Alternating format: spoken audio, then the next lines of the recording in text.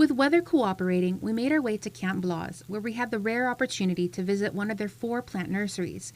Natural resource specialist Sheeka Tareyama explained that as part of the buildup, for every acre of forest that was disturbed results in an acre of habitat enhancement. In this nursery itself, we have 345 cycads that have been either grown from seeds, cuttings, either stems or pops.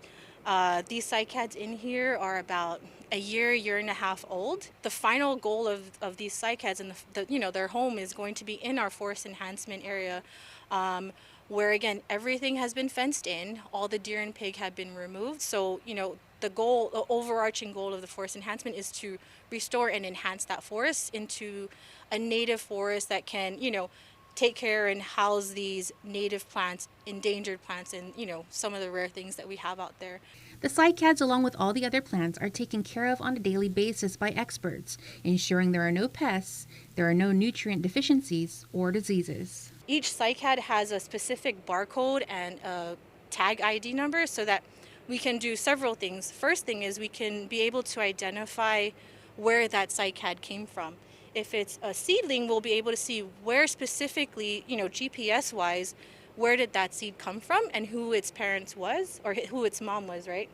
What it also allows us to do is if we just scan it, we will be able to see the entire history of that cycad. From the nursery, we made our way to one of the forest enhancement areas, the largest site, which is more than 400 acres, and one of the first to get off the ground.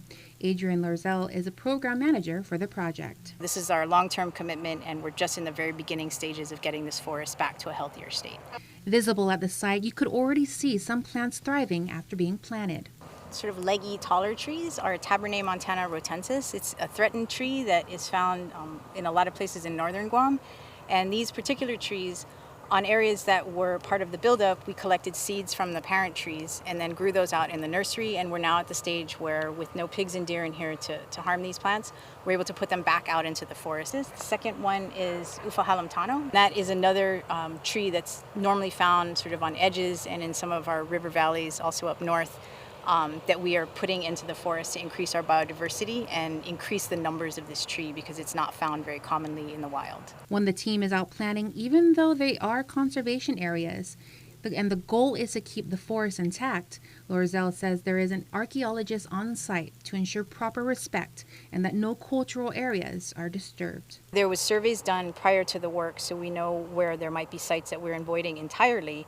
But even in areas outside those recognized sites, we do have monitors to check each hole as it's dug to make sure that there's not any surprises. On Camp Blaz, efforts are being done to create a place where native plants and some of the island's endangered species can grow and continue to thrive. With this week's Touching Bases, I'm Jonah Gancharfis.